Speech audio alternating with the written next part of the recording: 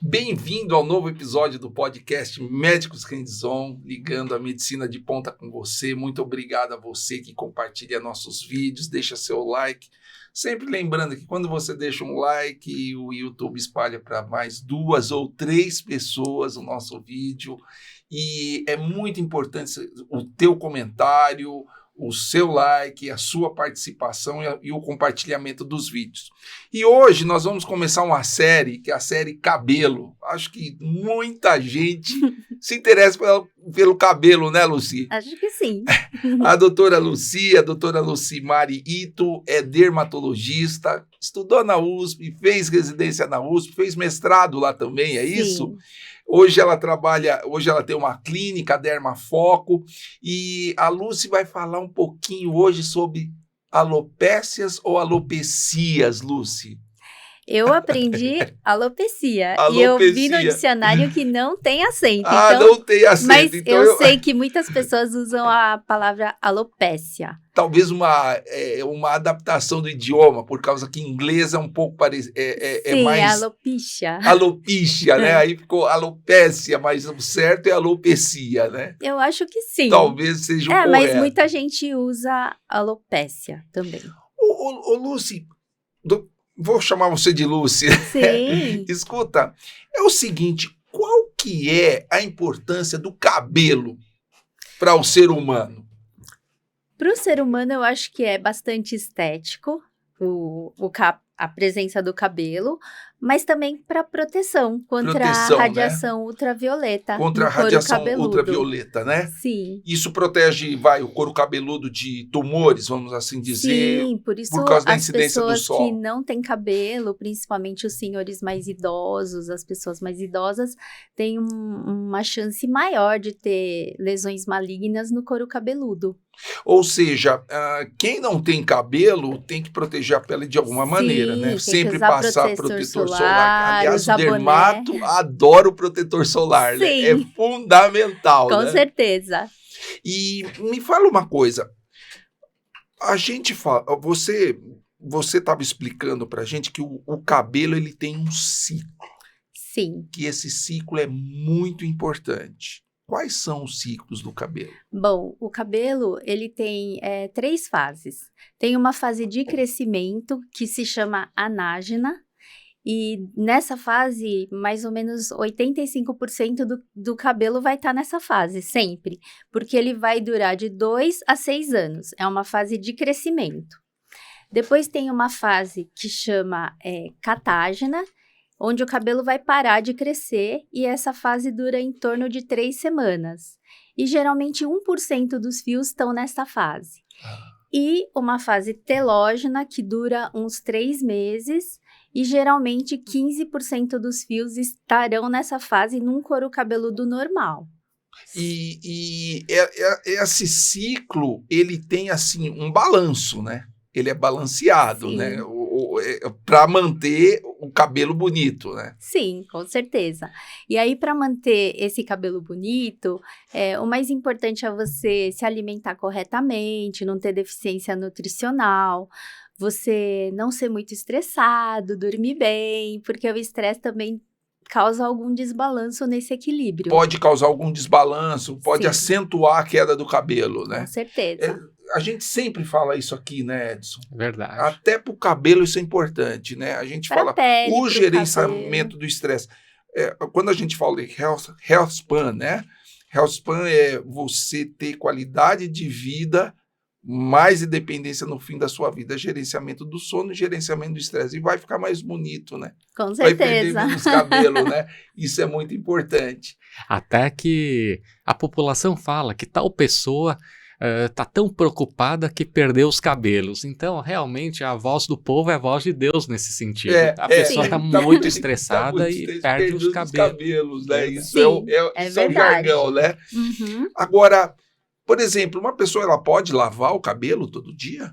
Sim, uma pessoa pode lavar o cabelo todos os dias. O problema é que as pessoas que têm o cabelo muito comprido e às vezes elas não secam o cabelo direito, o cabelo não tem tempo de secar e fica sempre úmido porque passa um dia, não secou tudo, lava de novo e às vezes a pessoa deixa ele sempre preso, pode causar doenças no couro cabeludo. Pode ter fungo, pode ter dermatite seborreica. O fungo pode acentuar a queda do cabelo, uma infecção? Ou é mais a dermatite, mais a caspa? A irritação no couro cabeludo, descamação, então prejudica a saúde do couro cabeludo, Tá. né? Lavar todo dia não tem problema, o importante é que ele fique seco por um bom período do dia. Ah, tá. Quer dizer, a umidade pode atrapalhar e provocar algumas patologias. infecções e a caspa, etc, Isso. né? Uhum. E é muito importante, então, quando lavar, secar, né? Sim. Isso é importante. E em termos dermatológicos, qual que é a recomendação? Porque a população deve estar querendo saber se existe alguma recomendação de quão frequente deve ser a lavagem do cabelo. Ou seja, se nós temos que lavar todos os dias, se lavamos uma vez por semana ou uma vez a cada 3 dias, existe alguma recomendação sobre isso? Na verdade, não existe. Isso porque no couro cabeludo nós temos muitas glândulas sebáceas. E a glândula sebácea vai deixar o couro cabeludo oleoso e, consequentemente, os cabelos oleosos. Então, depende de quão oleoso é esse couro cabeludo, mas em média as pessoas lavam os cabelos 3 vezes por semana. Em média, mas Em se média. eu quiser lavar todo... Porque eu acho que lava 3 vezes por semana porque dá trabalho para secar, né? Principalmente as Principalmente quem tem mulheres que cabelo têm cabelo comprido. E tem gente que lava uma vez por semana e tudo bem também, não tem problema. Quer dizer, o importante é o que você falou, lave e seque. Sim, a pessoa decide quantas vezes quer lavar por semana. Na verdade, cada um é cada um. Vai depender da quantidade de oleosidade no cabelo. Eu, por exemplo, eu lavo todos os dias, porque se eu fico um dia sem lavar, é muito perceptível. Meu cabelo fica muito oleoso, então eu lavo todos os dias. Também você quase não tem cabelo, não vai dar trabalho para secar. É verdade, uma toalha cabelo assim, curto, pouco cabelo. É verdade. Você não vai, ela já vai ter mais problema do que a gente. Bom, vamos lá, né? Água quente atrapalha o cabelo ou não? Talvez a água muito quente vai fazer com que o couro cabeludo fique mais oleoso. Mas não vai alterar a queda de cabelo, alguma coisa assim. Quer dizer, a oleosidade, na prática, ela é estética, né? Fica ruim, né? Um cabelo muito oleoso, as pessoas olham, aí vem a caspa. Parece que tá sujo. Sim. Mas por isso. Então, a água muito quente, ela é prejudicial ao couro cabeludo. Tá. Né? Mas não tem relação com queda de cabelo. Não, né? Não. Porque tem muita gente que relaciona, meu cabelo... Porque a hora que a gente percebe que o cabelo tá caindo é a hora do banho, né? Sim. É a hora que você vê lá, aumenta o volume de cabelo e a primeira coisa que o cara pensa é a água quente, ou é o jeito de eu lavar o cabelo, etc, né?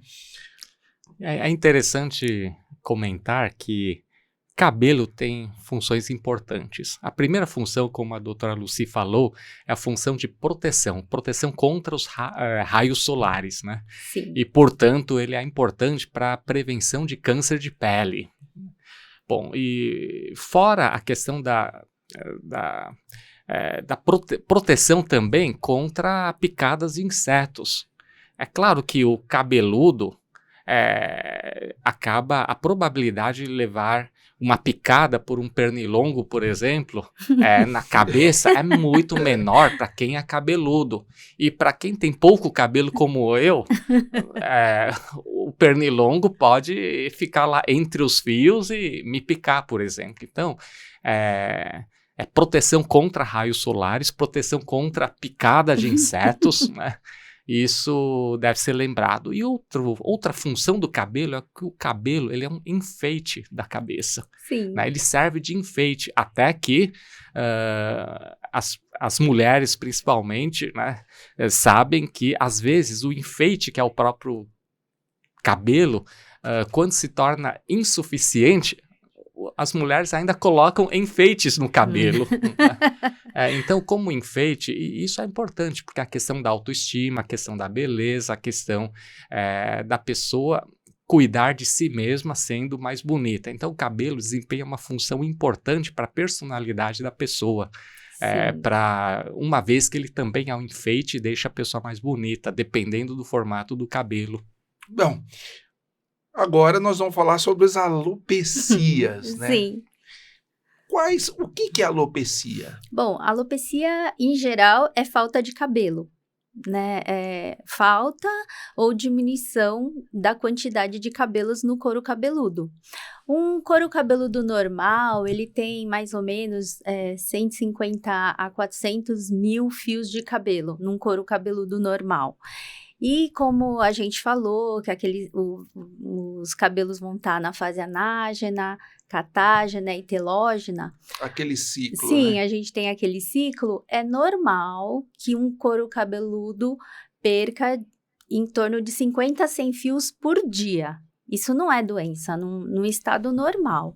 A gente fala que a alopecia ou um eflúvio, você vê uma queda de cabelo em torno maior do que 200 fios por dia. 4 vezes mais, Duas ou 3 vezes mais do que o normal. Sim. E você falou que tem uma prevalência aí, né, entre homens e mulheres.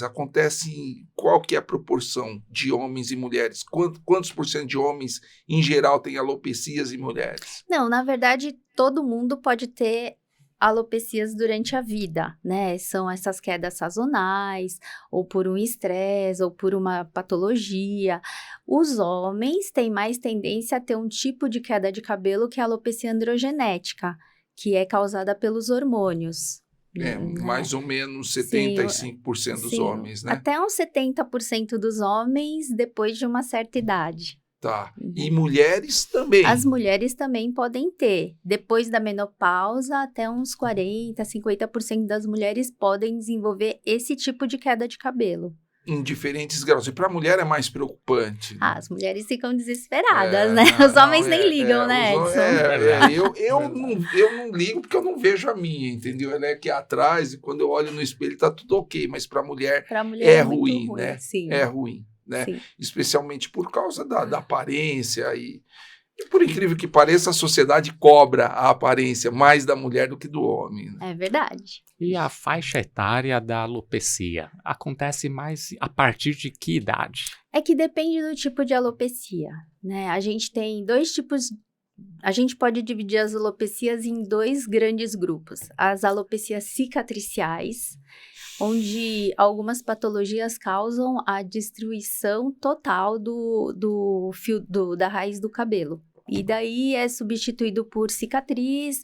Então, depende da idade com que essa patologia vai começar, pode aparecer em qualquer idade. Agora, as alopecias não cicatriciais é que eu acho que a maioria das pessoas tem conhecimento e assim, sempre tem alguém da família que tem ou já passou por isso em alguma fase da vida, geralmente é depois de uns 30 anos. Depois dos 30 anos, Isso, claro que a gente vai pegando idade, aquele cara que vai aumentando as entradas, sim. tendo Apesar de que a alopecia androgenética, ela pode aparecer já a partir do momento que a pessoa entra na puberdade. Olha só. Por causa justamente dessa sensibilidade aos hormônios. Da sensibilidade aos hormônios, né? Sim. Ou mesmo adolescentes estressados, meninos extremamente estressados, eles podem evoluir. Sim, já também quando a pessoa né? tem alguma deficiência nutricional também, ou tem alguma outra patologia, pode desenvolver em qualquer idade. Mais precocemente, né? Então vamos falar aqui das alopecias cicatriciais, né? Cicatriz por quê? Cicatricial por quê? Cicatricial porque você tem um processo inflamatório que vai agredir a raiz do pelo, do cabelo, e vai ser irreversível. O cabelo vai cair e aquela raiz vai ser substituída por uma cicatriz. E aí é irreversível. É irreversível, quer dizer, não tem jeito esse paciente. Nem ele querendo transplantar, tentar fazer alguma coisa, não. Não, né? Assim, o cabelo não vai voltar sozinho, isso que quer dizer. a gente pode fazer um transplante para colocar um cabelo num lugar que não tem mais raiz, entendeu? Você vai lá e implanta um fio, mas não que o cabelo vá voltar como numa queda de cabelo não cicatricial. Não tem tratamento clínico para isso, então. Não, você pode estabilizar a doença. Exatamente. Isso, tem que você estabilizar estabiliza a doença, né? Para não, assim, continuar a progressão, né, da causa da alopecia. Mas aquele cabelo que foi destruído, ele foi e não vai voltar. Tá. E quais são as principais causas dessa alopecia cicatricial? Sim, pode ser lúpus, que é um tipo de doença autoimune, tem líquen plano pilar, tem as foliculites, né, que por causa de algumas bactérias que se alojam no couro cabeludo, começa uma agressão na raiz, tem uma inflamação, uma infecção, uma inflamação grande, e depois que isso vai sendo tratado, aquele tecido que estava totalmente inflamado vai ser substituído por uma cicatriz. Nossa, então você tem que chegar rápido no diagnóstico, né? Sim. E às vezes é bem difícil tratar. Tratar a causa e tratar rápido para não haver mais destruição ali, né? Isso, para não ter evolução da doença. Das doenças dessas que você citou, acredito que as autoimunes são as mais frequentes ou não? As foliculites também, as foliculites decalvantes, que são essas que as bactérias vão agredindo o folículo e vai destruindo mesmo o pelo. E existe o que leva a uma foliculite dessas infecciosas aí? É uma predisposição daquela pessoa à presença daquela bactéria na raiz do pelo. Nossa, tem relação com falta de higiene no cabelo? Não tem. Tem relação com a imunidade da pessoa. Com a imunidade da pessoa, ou seja, se essa pessoa ela tem uma imunidade ruim, vamos elencar os fatores de imunidade ruim aí. Sono ruim, agitação,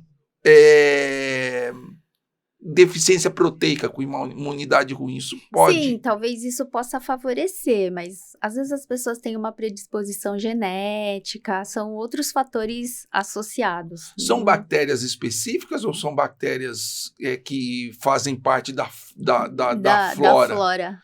São bactérias que fazem, quer dizer, elas estão lá. Elas estão lá. E em algumas pessoas, elas vão ter mais facilidades de chegar para agredir a raiz do pelo. Para agredir a raiz do pelo, olha só.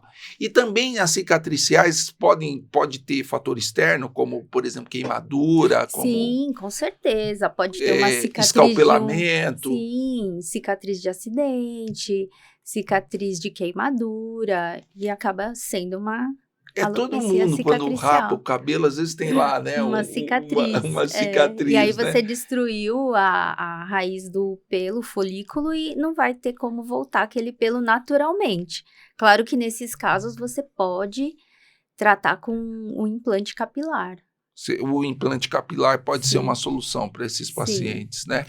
Além das causas que a doutora Lucy falou, de doença inflamatória autoimune que deixam... que acabam lesando o sistema que faz crescer o cabelo, né? Assim como as infecções podem causar também alopecia, né? As doenças autoimunes, né? Nós, neurocirurgiões, nós vemos bastante lesões por traumatismo, né? Sim. Traumatismo crânioencefálico. Principalmente quando você faz a incisão e clampeia a artéria temporal superficial, né?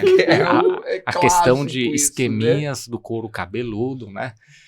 Seja lesões das artérias do couro cabeludo por traumatismo, seja durante cirurgias, às vezes nós somos obrigados a ligar a artéria temporal superficial, por exemplo, que irriga o couro cabeludo. Dependendo das incisões que nós fazemos, pode faltar suprimento sanguíneo em certa parte do couro cabeludo e naquele local acaba ficando uma cicatriz impedindo, dificultando o crescimento dos cabelos.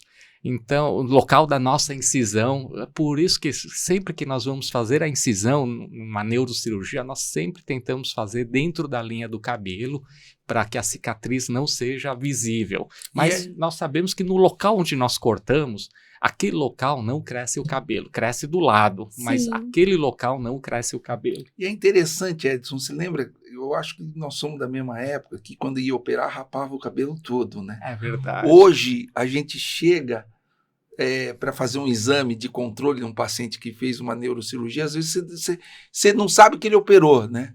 Porque você faz a cicatriz bem Atualmente, na neurocirurgia, antigamente nós retirávamos o cabelo todo.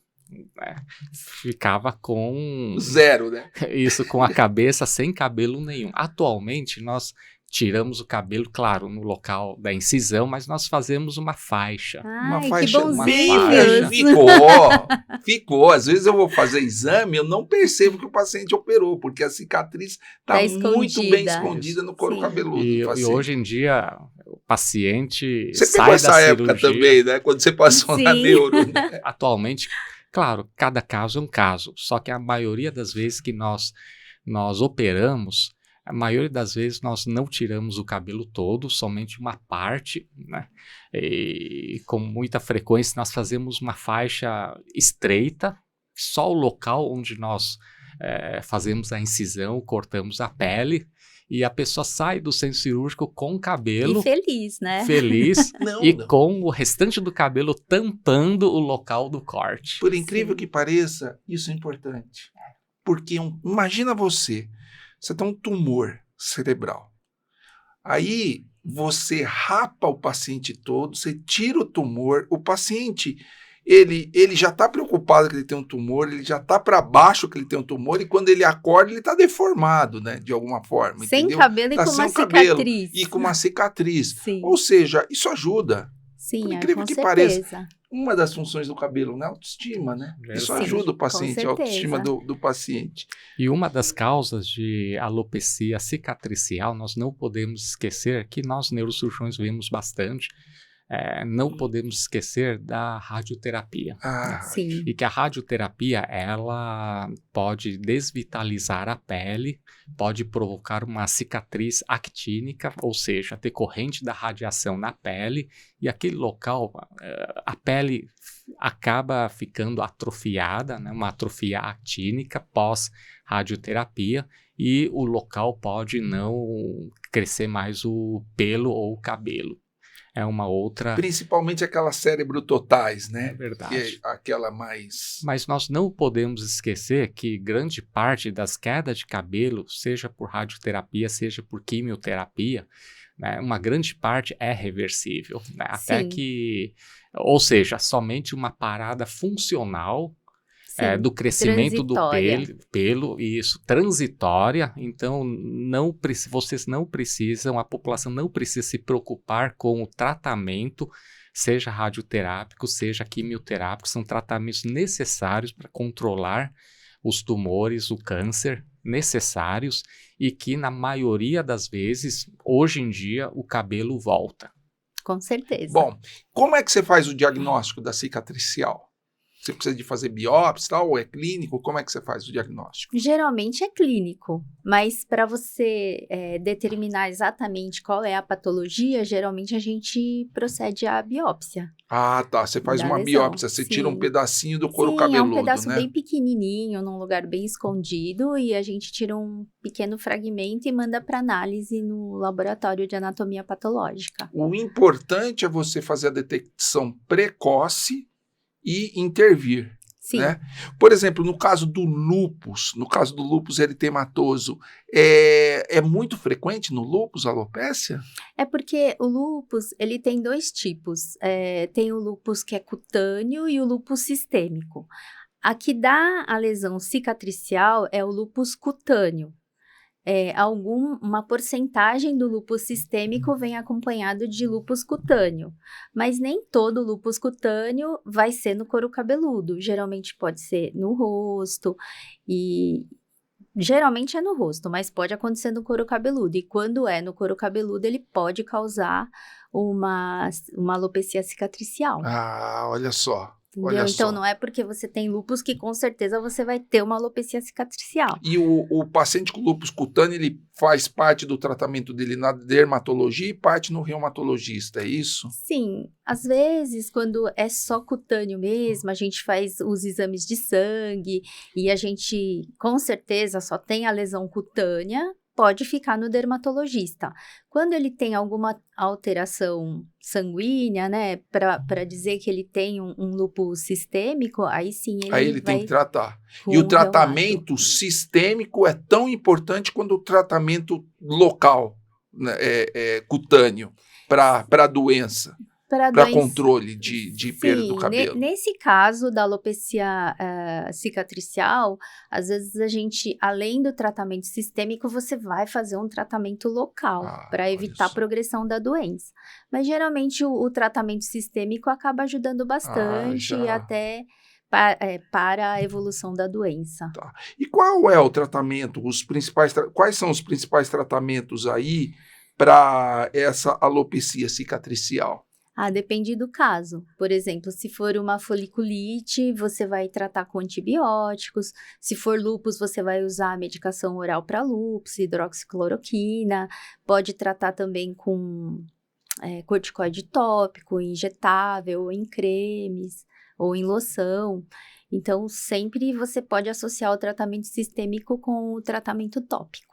Ou seja, você tem o fundamental é você fazer o diagnóstico precoce, né, do que está causando, né? Porque... Sim, no caso da alopecia cicatricial, principalmente para você barrar a evolução da doença o mais rápido possível. Joia. Uma vez que a alopecia cicatricial, quando tem a cicatriz no couro cabeludo, aquele local não mais cresce cabelo, né? Ou seja, é irreversível. Então o diagnóstico tem que ser rápido para que haja um tratamento para não progredir essa cicatriz pelo couro cabeludo. É uma vez que não danifica persistentemente o couro cabeludo. Para que não haja dano adicional do couro cabeludo e, portanto, para não estender a área de alopecia pelo couro cabeludo. Então, tratamento precoce, controle da doença é fundamental. Sim. É muito importante chegar logo, né? Uhum. Então, percebeu, vai logo lá no dermatologista, vai em alguém que entende de cabelo, né?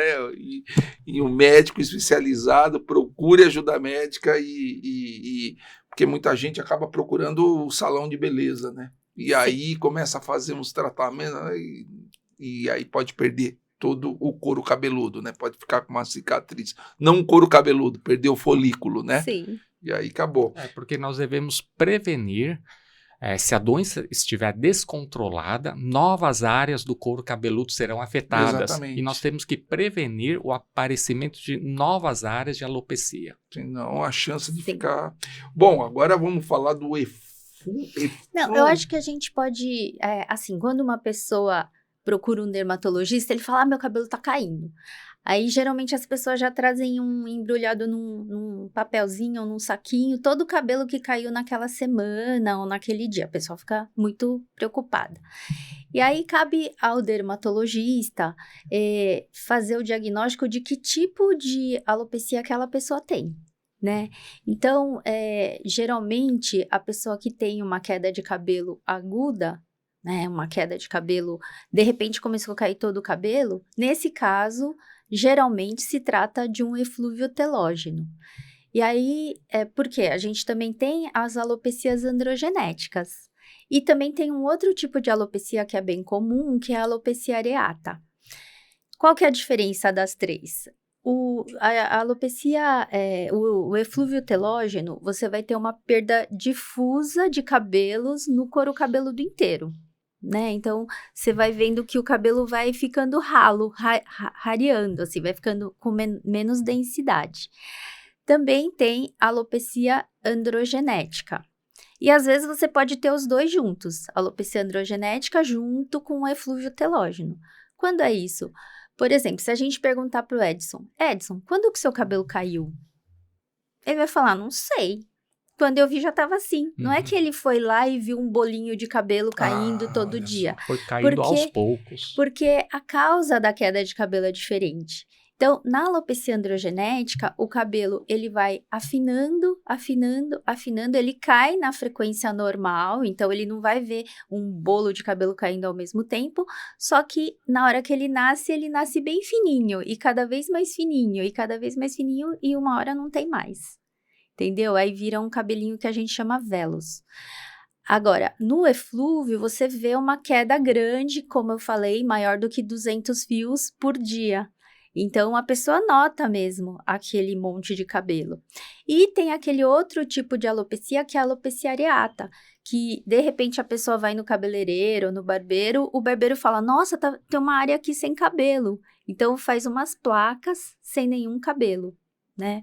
Então, aquilo lá é um outro tipo de alopecia, mas eu acho que são os três principais, que as pessoas se preocupam mais. Que se preocupam mais e que merecem diagnóstico. Né? Sim, então vamos lá, do eflúvio telógeno. O eflúvio telógeno... Você pode traduzir essa palavra pra gente? Eflúvio telógeno. É porque o eflúvio é a queda de cabelo, né? E o telógeno é por causa da fase. Lembra que a gente falou? Sim.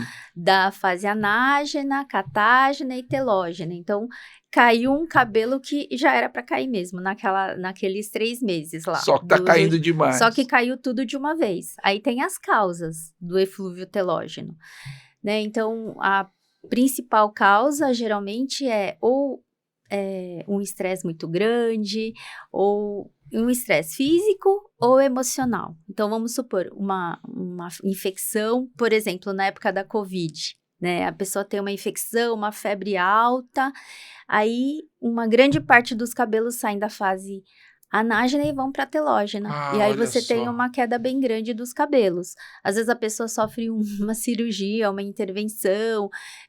Grande trauma. Sim, um trauma, tem um acidente, uma cirurgia grande, perde sangue, tudo. Daí o cabelo também já vai para nessa fase telógena e vai soltar.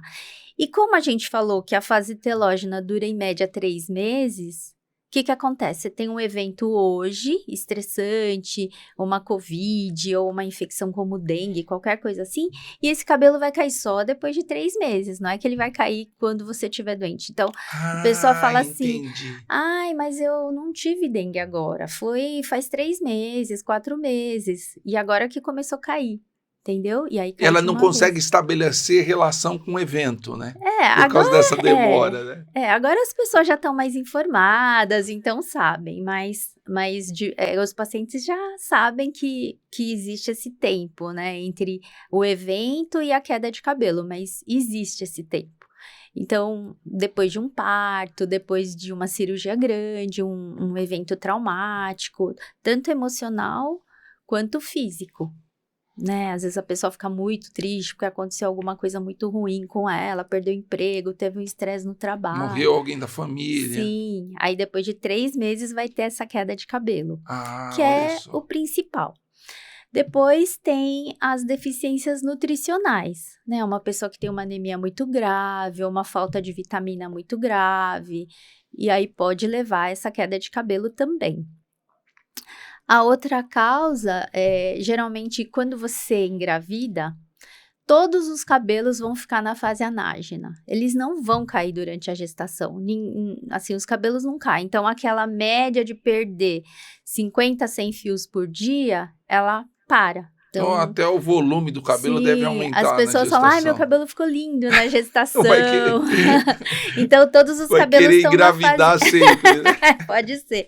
Todos estão na fase anágena. Depois que a pessoa tem o parto, por causa da queda do nível dos hormônios, os cabelos saem da fase anágena e vão para a telógena. E como muitos vão, mais do que os 15%, né? A pessoa nota que começou a cair um monte. Então, é super comum, depois de um tempo do parto, as pessoas, ai, meu cabelo tá caindo, eu vou ficar careca. Né? Mas faz parte desse ciclo hormonal e o cabelo, o ciclo do cabelo também. Depressão pode estar associado? Depressão, assim, tem muitos medicamentos antidepressivos que vão causar queda de cabelo. Olha Também. só. Então, tem esse eflúvio causado por medicação. Então, tem a isotretinoína, que causa muito antidepressivo, também pode causar. E agora, os emagrecedores, né? Olha só. Quem que são eles, os os agonistas? principais? A gente chama de agonista de GLP-1. Hoje tá bem em moda Ozempic, Mounjaro, as canetinhas, né? E aí, assim, no caso dos agonistas do Mounjaro, por exemplo, dos agonistas de GLP-1, a gente sabe que na raiz do pelo tem receptor para GLP-1, mas ainda não está assim bem estabelecido se tem alguma relação com isso. O mais que a gente acredita é a perda de peso bem rápida, então isso é um estresse para o seu corpo e também pode ser por deficiência nutricional. Né? Sim. Então, principalmente o pessoal da bariátrica, se você sim. não... Bariátrica e talvez Mounjaro, porque Mounjaro, assim, perderam a mão, né? A pessoa Tem quem perde prescreve, bastante. mas se você viajar ali para outros países, você pode trazer uma sacola sem prescrição e tomar por conta. Na realidade, as pessoas perdem isso peso está muito acontecendo. rápido. E aí, pro corpo, o seu corpo, ele não sabe Se que você não balancear... o seu corpo, ele não sabe se você tá perdendo peso porque você quer ou porque na sua casa não tem comida, não tem nada para comer. Ele precisa economizar em alguma coisa, né? E aí ele vai economizar no cabelo. O cabelo, em parte, é o que tem menos função ali, né? É o que é só para beleza, tudo bem, você vai ficar bonito no corpo, mas Sim, nós então, vamos mas dar é um estresse pro seu corpo. Hum. Então, você vai ter a queda de cabelo provavelmente por causa disso. Os estudos ainda não dizem se realmente você tem a queda de cabelo porque o remédio vai causar isso, mas talvez pela perda de peso ou deficiência nutricional. Olha só, olha só. Você falou antidepressivos, qual é o mais frequente? Quase todos. Quase todos. Sim. Quase todos. Podem causar isso. Olha só, algum outro tipo de medicação frequentemente usado? Falam bastante de isotretinoína. Que né? é o Roacutan. O Roacutan. Sim. Que se prescreve muito para acne, por exemplo. Sim, mas não é todo mundo que vai ter. Algumas pessoas podem ter. Uhum. Tá. Né? Para todos, mesmo os antidepressivos, não são todos os pacientes que vão ter. Ele pode ser um dos efeitos colaterais. Se você tiver, efeito colateral, se você tiver propensão a ter. Sim, aí você vai ter, porque, por exemplo, você fala, tem gente que vai ter alergia de algum remédio. Não é todo mundo que vai ter, é uma porcentagem pequena, né? Mas pode estar relacionado. Então, aqui, no tratamento. Eu vou, antes de você esquematizar o tratamento, tem uma pessoa que tem depressão grave, chega para você com alopecia. Como é que você faz? É difícil, né? Porque você não pode falar para o psiquiatra, vai ter que suspender essa medicação porque o cabelo tá caindo. Você pode pensar que se trata disso, ou se não, às vezes a pessoa deprimida perdeu um monte de peso porque não comeu, porque, pode ter duas causas. Duas causas, não só o remédio, mas sim as alterações orgânicas da depressão, né? Sim, aí você pode ter a queda de cabelo que não é totalmente 100%, você não pode jurar que é relacionada à medicação. Daí você vai ver se a pessoa tem alguma deficiência nutricional, alguma outra causa que poderia levar essa queda de cabelo. E que você possa contornar não tirando a medicação. Se você vê que não tem jeito, ou se não é uma queda muito intensa, você fala, não, uma depressão não ia ficar quase sem cabelo. Aí você conversa com o psiquiatra e tenta mudar o tipo de medicação, a família, né, de medicamento do antidepressivo. Eu penso que se o paciente vem com queixa de queda abundante do cabelo, perda abundante do cabelo, em pouco tempo está caindo bastante cabelo, primeira coisa, não achar que é normal. Sim. Porque não é nada normal cair de modo abundante em pouco tempo os cabelos. Então, não é nada normal. Aí, precisa procurar o médico. Ao procurar um médico, de preferência dermatologista, claro, mas pode procurar o seu clínico. Ao procurar o médico irá investigar as causas da queda do cabelo. E as principais causas são infecção, que nós devemos descartar infecção, seja infecções virais, seja infecções bacterianas. Além das infecções, as alterações hormonais, né? As alterações hormonais nós devemos descartar, as carências de vitamina nós devemos descartar, e a partir daí, se descartarmos todo esse processo de doenças de pele, por exemplo, descartando tudo isso, aí sim começamos a investigar se algum medicamento pode estar influenciando. Né? Eu acho que o dermatologista segue esse raciocínio. Sim, com certeza. E assim, no geral, qual é o principal tratamento do eflúvio telógeno? Do eflúvio telógeno, um tratamento que pode ser usado é o minoxidil tópico, né? Porque ele vai vasodilatar a raiz do cabelo, então ele é um vasodilatador. Ele vai alargar os vasos que alimentam aquele cabelo, e aí vai chegar mais sangue e com mais nutriente para o cabelo, e ele vai começar a responder, se for alguma coisa assim. E aí, você pode também repor as deficiências nutricionais que a pessoa tiver. Por exemplo, se você dosou que tem um ferro muito baixo, alguma vitamina baixa, você pode repor, né? Então, geralmente existem aqueles complexos já com vitaminas para cabelo, que vem tudo, mas geralmente a gente tem que investigar e ver se realmente tem alguma coisa faltando muito. Como o Edson falou, também pode ser que a pessoa tenha uma alteração de tireoide, uma doença que por ela mesma já vai fazer o cabelo cair. A doença faz o cabelo cair. Então, você tem que investigar todas as causas e tratar a causa, né? Então, se for um hipotireoidismo, você vai tratar. Se você vir que a pessoa tem alguma outra patologia, você vai tratar os também. Dois podem causar, né? Sim. Tanto o hiper quanto o hipo, né? Sim. O estresse ou o metabolismo baixo, né? Não Sim. tem jeito, né? Agora, você falou uma coisa interessante. O estresse, terapia, você acha que ajuda? Com certeza. Com certeza. Ou seja, o controle do estresse é muito importante. Sim. Sempre. Dormir bem. Né? Dormir bem. Aquilo que sempre a mãe da gente fala, não é engraçado, né? A gente sempre deixa isso para segundo plano, né? Mas é muito importante, né? Para a preservação do cabelo. Tá bom, agora vamos falar um pouquinho da alopecia androgenética. Sim, aí. Essa é a mais famosa. Sim, antes de entrar, desculpa, o minoxidil tem alguns efeitos colaterais. A principal queixa dos homens é a impotência, né? Não é o minoxidil, é a finasterida. É a finasterida. Sim. O minoxidil não tem efeitos colaterais importantes. Ele pode ter alguma alteração cardíaca, né? Mas assim, na dose que a gente usa, é muito baixinho. Tópico, tranquilo, sim, né? É bem seguro, assim. É descrito ser bem seguro. O minoxidil, eu lembro das aulas de farmacologia lá no segundo ano da graduação da faculdade.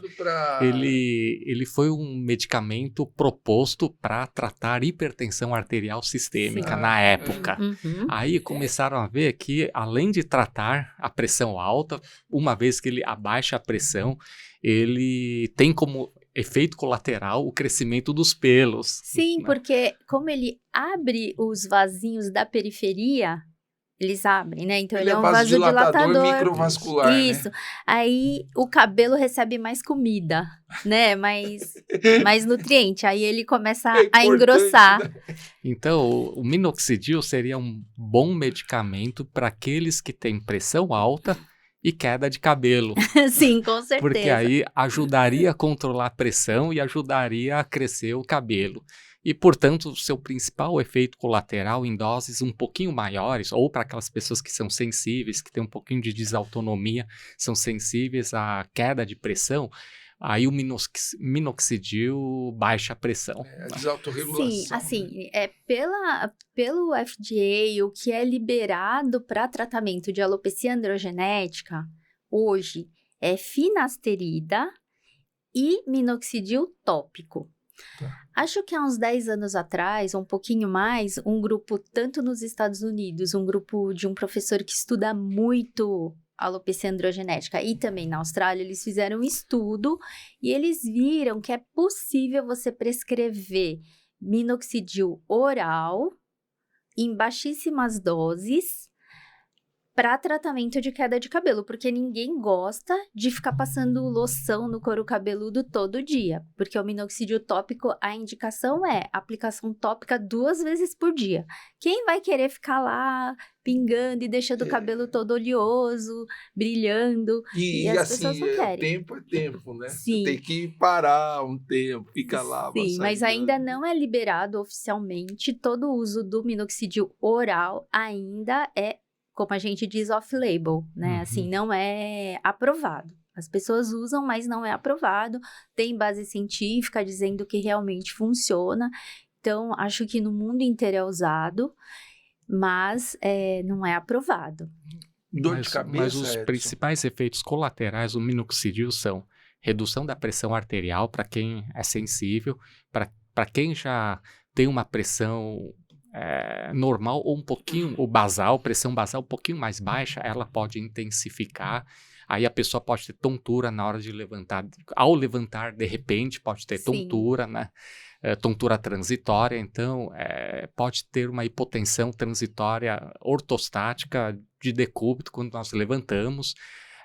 Um outro efeito colateral, bom, por exemplo, quando eu comecei a passar tópico, eu tinha hipotensão postural. Jura? Eu tinha tontura na hora de levantar. Muito sensível, né? Aí meu corpo foi acostumando, só depois de algum tempo que passei a não sentir mais. Mas no início eu tive isso.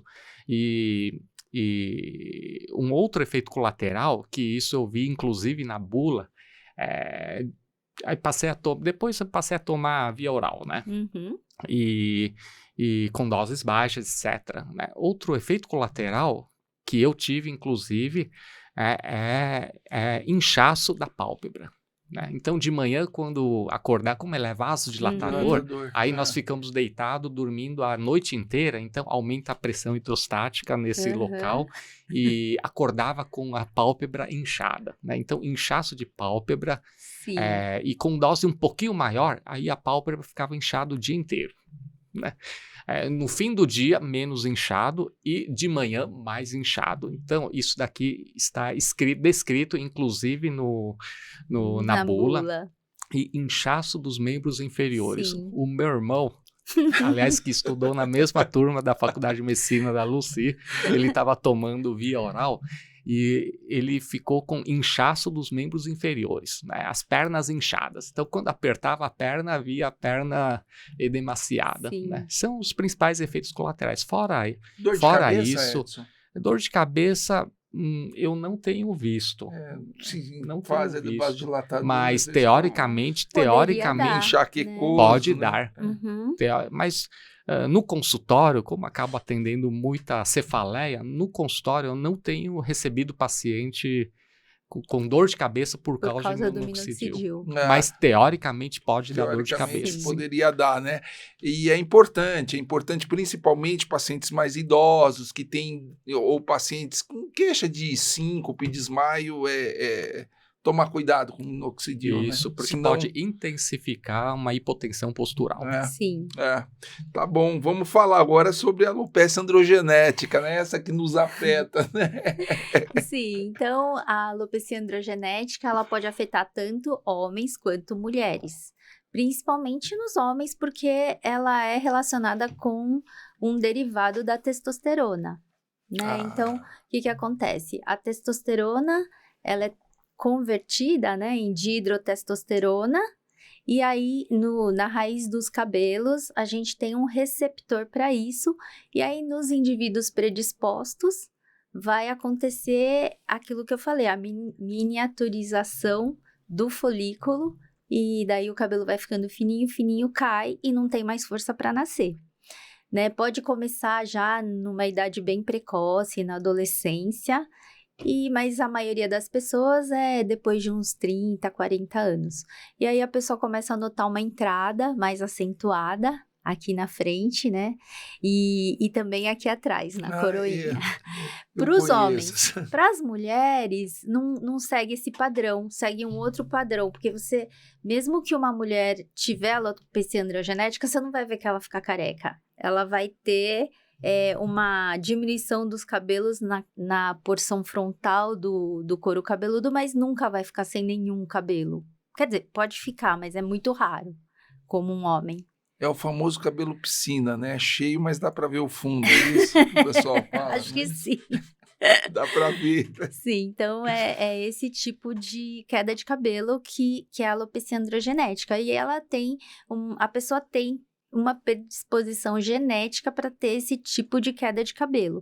Então, não é por deficiência de nutriente, não é por dormir mal, não é por estresse nem nada. Se tiver que ter, vai ter. E é aquela queda que o paciente vai no dermato que, assim, ele percebe quando ele olha no espelho, não que caiu um monte de cabelo no você banho, não vai né? perceber. E o cabelo dele já tá mais fininho, etc. Sim, né? a primeira coisa que eu acho que os pacientes veem no consultório, eles falam, meu cabelo tá afinando aqui.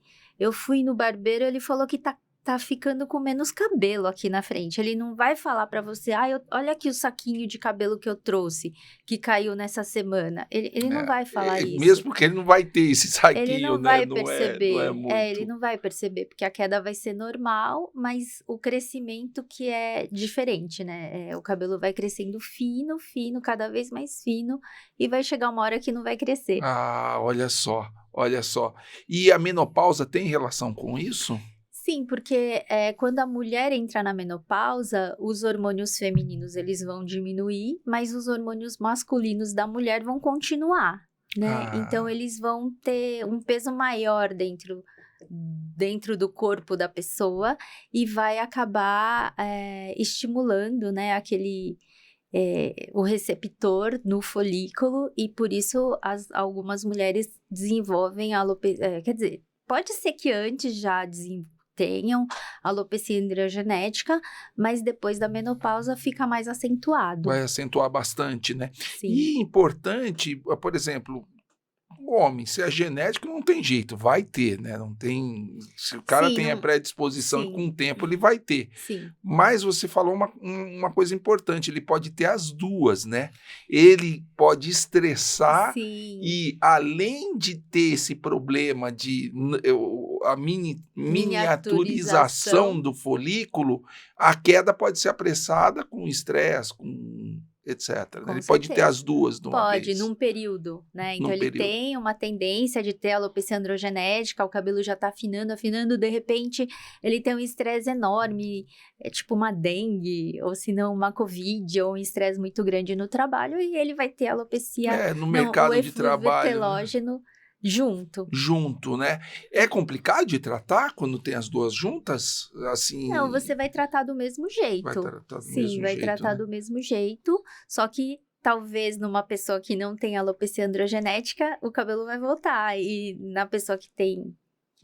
Na que não tem, volta. Na que tem, pode ser que não volte, né? A alopecia androgenética, normalmente, o diagnóstico é clínico mesmo. Sim. O paciente vai lá, não precisa de biopsiar. Sim, assim, existe, né? A gente pode confirmar o diagnóstico através da biópsia, que vai mostrar essa miniaturização dos fios. Tá. Você pode fazer, mas geralmente você olha e você já vê que tem, né, a alopecia. O dermato, ele gosta de olhar, né?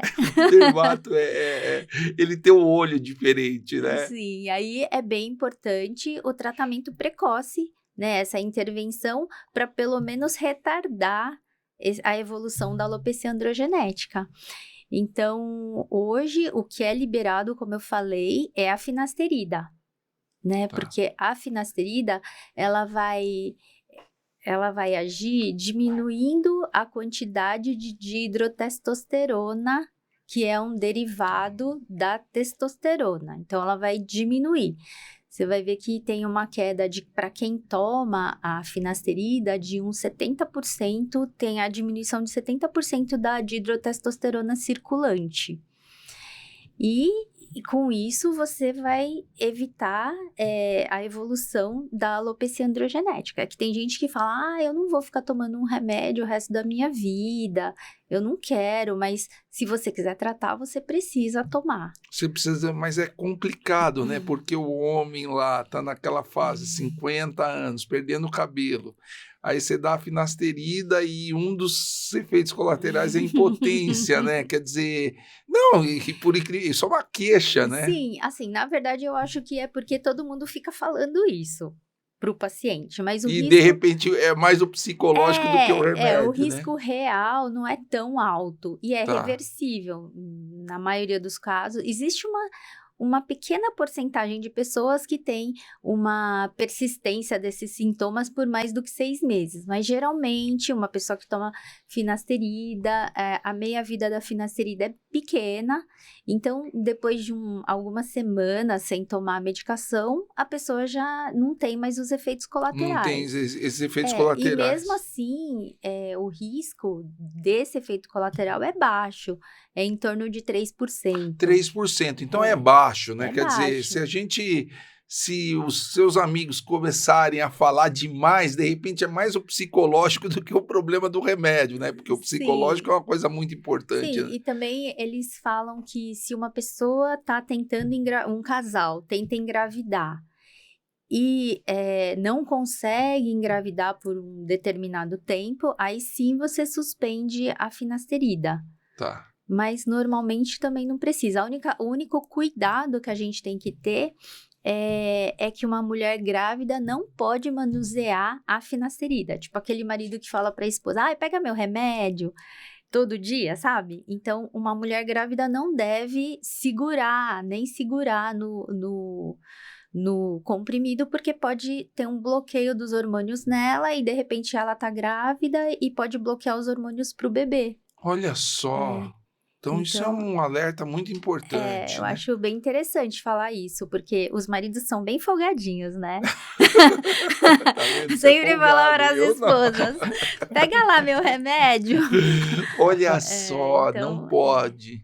E não, a gestante não pode manipular.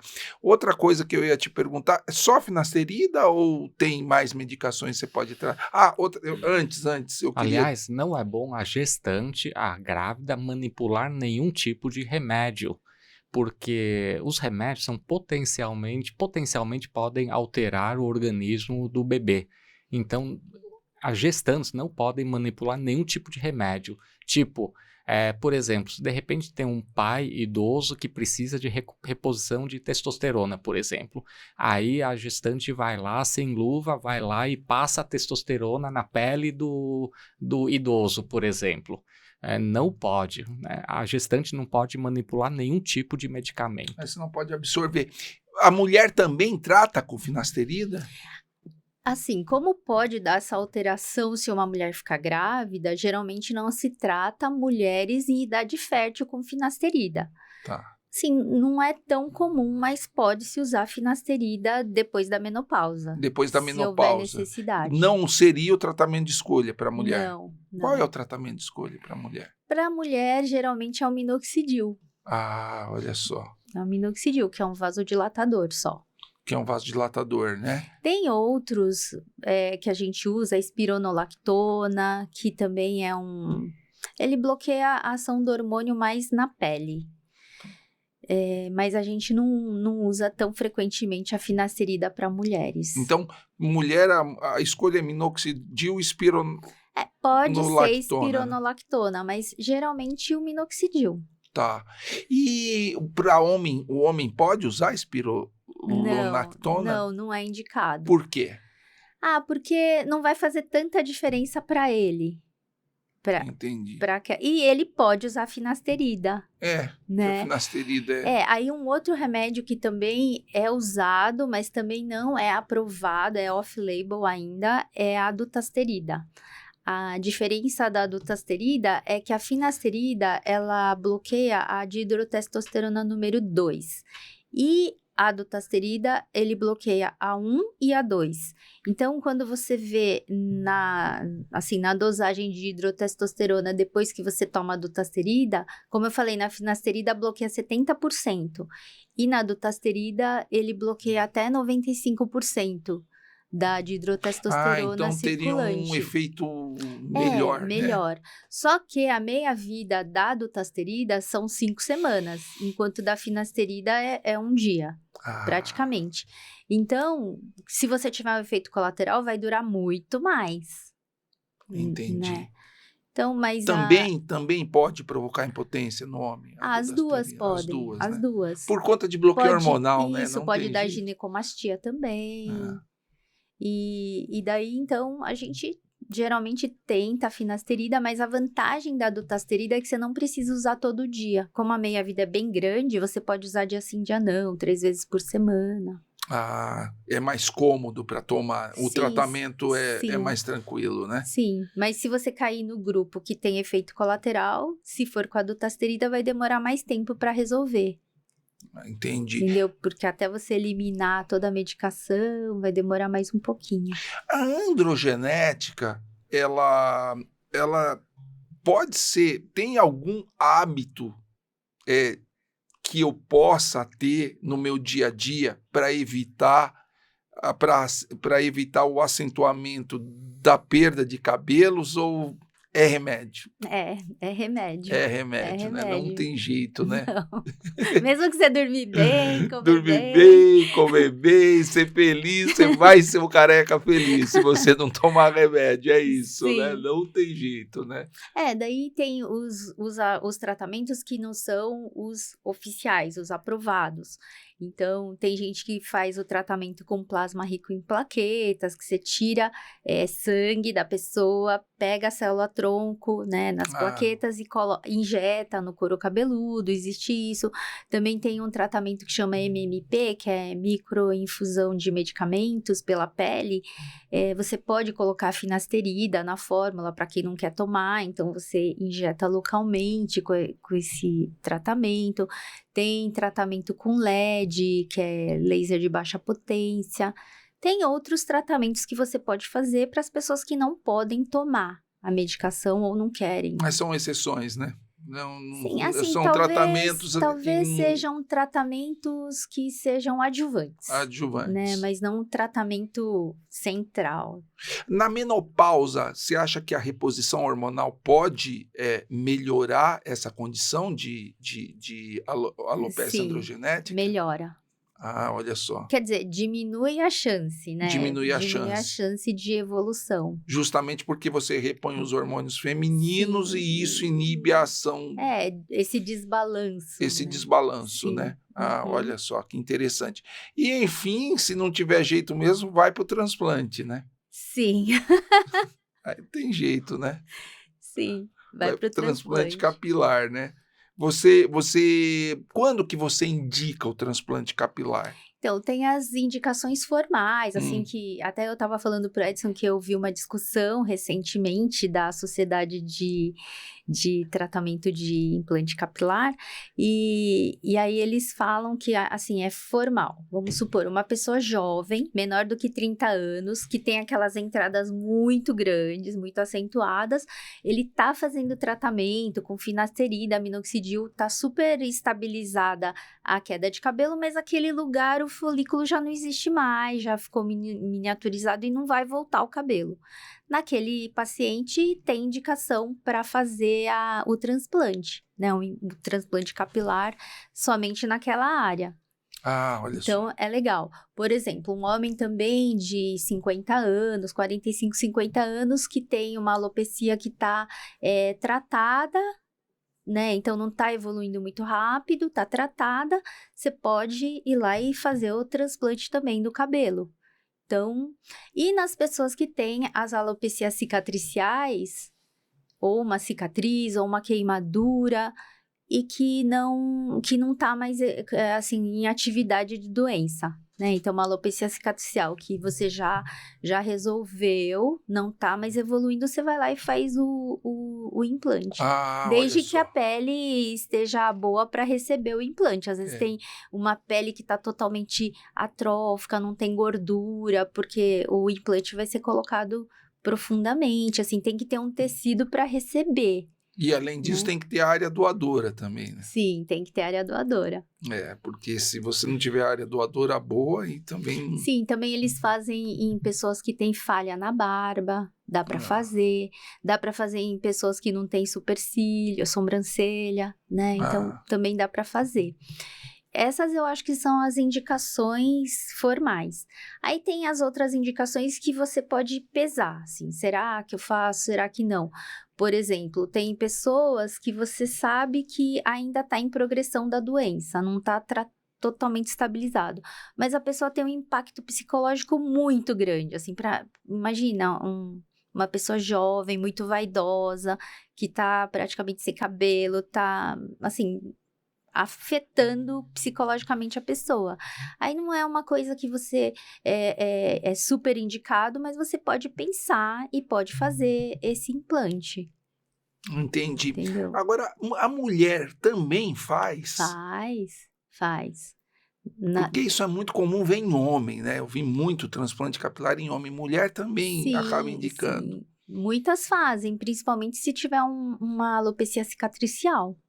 Né? Mas como, por exemplo, a mulher, ela normalmente é difuso. O homem normalmente aqui, testa e tal, e ele fica com uma área doadora muito boa aqui. A mulher também acaba tendo, apesar de ser difusa, tem uma área doadora boa. Sim, aí nesse caso pode fazer também.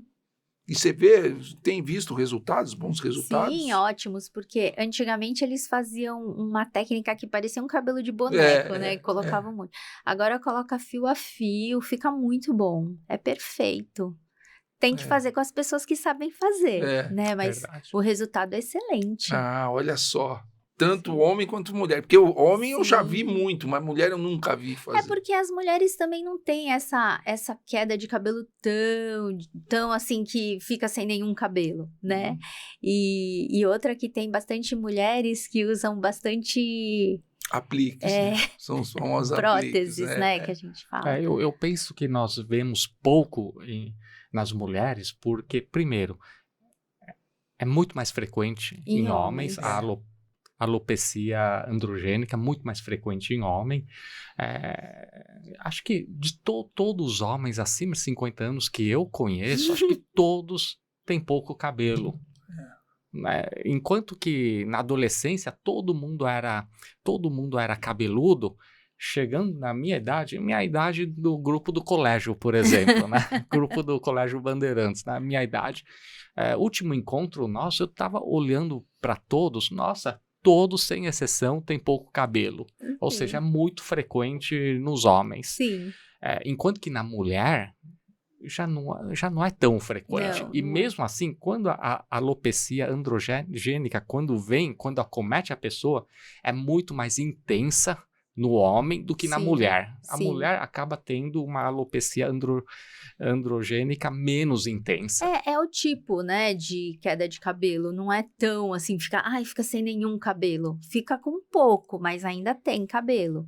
É raro, mas existem casos de mulheres também que têm esse padrão masculino de ficar sem nenhum cabelo. Existe, eu já vi. Mas é bem raro. Ainda mais que tá na moda... Por isso que o transplante capilar acaba sendo menos frequente na mulher. Sim. Tá meio na moda aí, pós-menopausa, suprarreposição de testosterona. Acho que isso vai começar a ter mais impacto, né? Sim, e também nos homens, né? Porque a testosterona vai fazer o homem também acelerar a alopecia androgenética dele. Exatamente. E isso paciente não vai te faltar. Não vai. De um jeito ou de outro, você vai ter muito paciente, porque se o cara não perde naturalmente, ele dá o jeito de perder, né? E é uma das razões. Isso não é infrequente, tá? Isso aumentou assustadoramente o uso de testosterona e nem sabe, sei lá o que os caras compram no Mercado Livre, às vezes vem até sem rótulo. Ah, é? Não no Mercado Livre, não, desculpa. No mercado paralelo e bota para dentro. Não sabe nem o que é. Bom, cliente não vai te faltar. Agora nós vamos falar sobre alopecia areata. Sim, a alopecia areata é aquela alopecia que o pessoal chama de pelada, sabe? Então, ela pode aparecer em placas, vai aparecer em uma área que não tem cabelo, que é o mais comum, né? Então, a pessoa às vezes nem sabe, ela vai no cabeleireiro, no barbeiro, ele fala, nossa, aqui tem uma área sem nenhum cabelo, né? Então, fica lisinho, sem nenhum cabelo e aparece de repente. E, geralmente, acontece por causa de algum estresse emocional, mas é uma doença autoimune, né? Às vezes a pessoa relaciona com algum estresse, mas é uma doença autoimune da destruição da raiz uma agressão... Local, uma doença autoimune local, né? Isso, na raiz do pelo. E daí, também, um diagnóstico diferencial disso são as micoses do couro cabeludo, que a gente chama de tinha. Porque nessas micoses, a micose, ela corta o cabelo liso, assim, na raiz, não na raiz, mas bem rente ao couro cabeludo. Então, para quem olha, você não sabe se é uma alopecia areata ou se é uma tinha, uma micose, principalmente em crianças, porque a alopecia areata, ela pode acometer crianças também. Ah, olha só. Né? Então, a pessoa tem que ter uma predisposição genética, né, para ter essa doença, que é uma doença autoimune, e aí pode aparecer. Mas, por sorte, a maioria dos casos resolve espontaneamente, depois de uns 6 meses, 1 ano, resolve. Tem casos que não resolvem e ainda evolui para aquelas alopecias universais. Você vê, a pessoa não tem sobrancelha, não tem nenhum cabelo, não tem barba, não tem pelo no corpo. Aí a gente chama de alopecia areata universal. Nossa, aí merece um tratamento, aí não tem jeito. Não, aí merece tratamento. Aí hoje existem, até agora não tinha muito, tinha uns tratamentos para irritar o couro cabeludo, para ver se desviava a via de agressão para irritação e parava de agredir a raiz do cabelo. Tem esse tipo de tratamento no passado. Tem os corticoides, que até agora a gente só podia dar corticoide, não tinha outra coisa para fazer. Mas hoje existem um grupo de remédios novos que chamam pequenas moléculas, né? Que são os inibidores de janusquinase, que o pessoal fala inibidores da JAK. Né, que são umas pequenas moléculas que você consegue bloquear e aí não vai ter a sinalização para fazer aquelas citocinas que vão culminar na agressão do cabelo, do folículo. Então, é um tratamento bem promissor, bom. Bons resultados. Bom, sim. A maioria dos pacientes que se tratam com inibidores da JAK tem um resultado muito bom. Demora um pouquinho, não é rápido, não é que você vai dar o remédio hoje, amanhã já tá com o cabelo. Demora às vezes uns 6 meses, mas você vê bastante repilação. É muito bom. Porque a alopecia areata é aquela coisa esquisita, fica aquele buraco no couro cabeludo, né? Parece e isso deve incomodar muito o paciente. Eu acho que qualquer tipo de alopecia, ou alopecia incomoda muito, né, as pessoas. É que essa alopecia dos homens que o Edson falou, não incomoda tanto. E principalmente porque a alopecia areata pode dar em criança, adolescente, em mulheres também, e aí as pessoas ficam muito mais incomodadas, né? O bom que você falou que o tratamento é bem promissor, né? Quando precisa de tratar, que a maioria das vezes nem precisa, né? Assim, quando é localizado, dá para tratar com corticoide tópico, então, e a gente sabe que vai resolver mais rápido. Agora, em alguns casos, onde a evolução não é boa, existem hoje esses tratamentos mais modernos. Ah, que legal, que legal. Bom, a gente falou aqui mais de 1 hora e pouquinho, mas é um assunto muito interessante, né? Sim. E aqui a gente aprende também, né?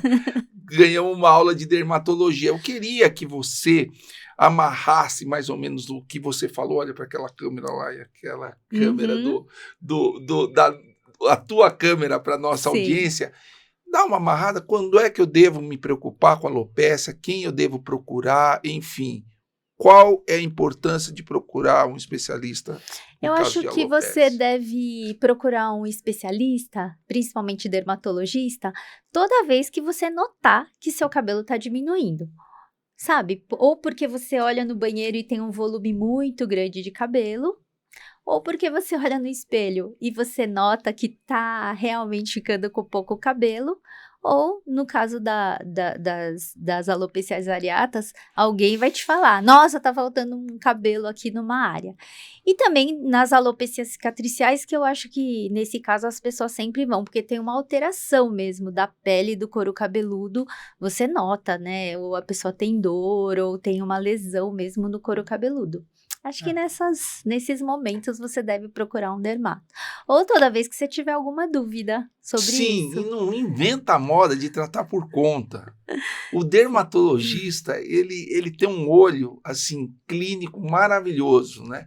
E ele vai solucionar o seu problema de uma maneira muito mais rápida, né? Porque às vezes a gente enrola, a gente não dá essa importância e acaba perdendo o tempo, que é muito importante para quem tem alopécia, né? Com certeza. Tempo é cérebro, tempo é cabelo, né? Com certeza. E é importante a população saber que os cabelos, assim como a pele, reflete a saúde do organismo.